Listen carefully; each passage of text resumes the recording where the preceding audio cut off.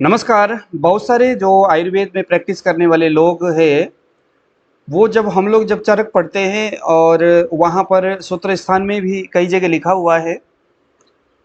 तकरीबन हर जो असाध्य रोग है, वहाँ असाध्य के नाम पर हर रोगों का जो कैटेगराइज़ किया हुआ है, तो वहाँ बताया जाता है कि भाई ये लक्षण जो है ये असाध्य है, ये असाध्य की अवस्था है, तो इसको वैद्य दूर रहे इससे, क्योंकि ठीक नहीं होने वाला है, तो इससे आपको बदनामी होगी, कई सारे तमाम तरह की बातें बताया जाता है, वह लिखा हुआ है।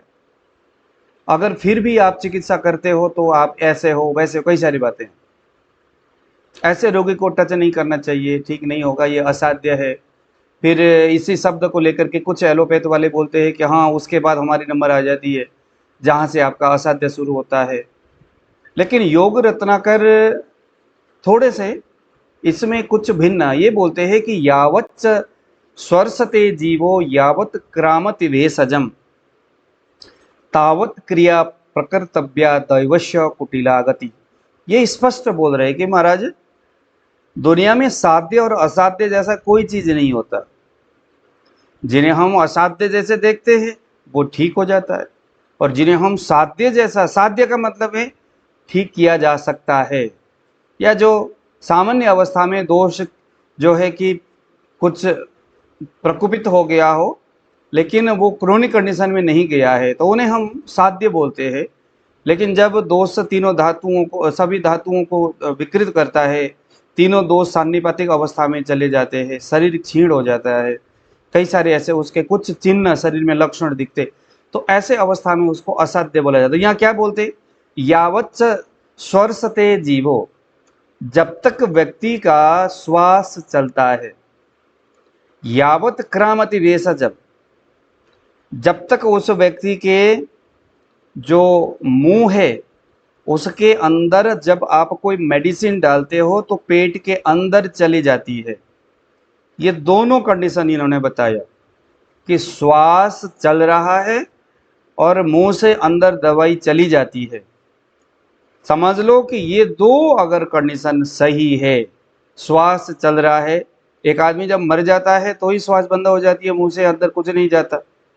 उससे पहले, यानी ये बताना चाहते हैं कि इंसान की जब मृत्यु हो जाए तो उसके बाद तो कह नहीं सकते दवाई काम करेगा नहीं करेगा, लेकिन मरने से जस्ट पहले तक अगर उसके श्वास चले और मुंह से अंदर दवाई अगर जाए, मुंह से न जाए तो एनिमा से भी दे सकते, यानी कि श्वास चले कुल मिला के, तावत क्रिया प्रकर्तव्या, तब तक वैद्यों को, जो वैद्य है, जो चिकित्सक है, उस व्यक्ति की चिकित्सा और अच्छे स्वास्थ्य की कामना करते रहना चाहिए, इस उम्मीद से कि कहीं से कुछ हो जाए।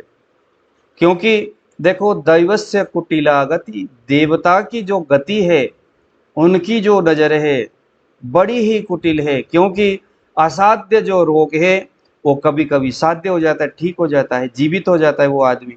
डॉक्टर ने जिसको कह दिया कि भाई ये मरने वाला है या ये मर गया, तो स्मशान घाट में भी ले गए उसको, उसको जलाया भी गया, आग भी दहन किया गया, लेकिन जैसे ही आग लगा, अग्नि कर्म जैसे ही वो वहां पर हुआ, शरीर के कुछ मर्म बिंदु में जैसे ही हीट हुई, उसी मर्म बिंदु में दोष जाकर के एकत्रित हुआ था, मृत जैसी अवस्था उसको दिखाई दे रहा था। वो मर्म में अग्नि की व्यवस्था होते ही वह जो मर्म के अंदर वायु की प्रवृत्ति तेज होने लगी, उससे हृदय जो है कि हार्ट बीट जो है उससे प्रॉपर काम करने लगा, व्यक्ति जीवित हो गया। तो कुछ नहीं कह सकते। इसीलिए एक चिकित्सक के लिए हर हमेशा, जो पेशेंट किसी भी कंडीशन में आया हो, आप अपने युक्ति से, अपने बुद्धि से, अपने विवेक से, आयुर्वेदिक सिद्धांत को ध्यान में रखकर अपने विवेक से आप चिकित्सा कर सकते हैं। क्योंकि देखो यह क्या बोल रहे हैं भैया, कभी कभी जो असाध्य व्यक्ति है वो जीवित होते देखे गए हैं, कभी कभी जो साध्य जैसे लगता है, सामान्य जो बुखार है, सामान्य सिर दर्द है, सामान्य खांसी इंसान को ले उड़ता है, तो इसीलिए कुछ कह नहीं सकते। इसीलिए हर वैद्यों का ये प्रथम ये आवश्यक है कि हर प्रकार के रोगी को एक्सेप्ट करें। तो इस तरह के अगर हम ग्रंथ पढ़ते हैं तो हमें चिकित्सा के प्रति, आयुर्वेद के प्रति और जीवन जीने के प्रति एक उम्मीदें हर उस मृत्यु के मुंह में पहुंचा हुआ व्यक्ति के अंदर भी हम डाल सकते हैं। तो जीने की इच्छा अगर इंसान में प्रबल हो तो इंसान किसी भी प्रकार के असाध्य रोगों के ऊपर एक कुशल जो वैद्य है वो उसको ठीक कर सकता है। अगर उसके प्रारब्ध ही अच्छा नहीं है तब तो फिर तो कुछ कह नहीं सकते।